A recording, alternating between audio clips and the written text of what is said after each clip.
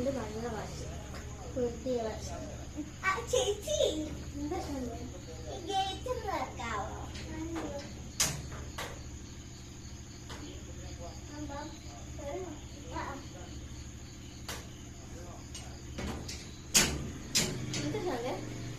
കുറച്ച് പഞ്ചസാര.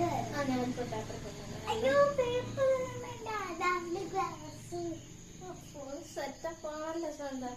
അങ്ങനൊക്കെയല്ല ചേച്ചി വാച്ച്.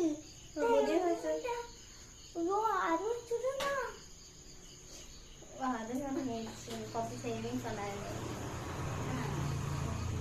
ഇനി എത്രയാ വില വരുന്നേ? 2000-2100 രൂപ.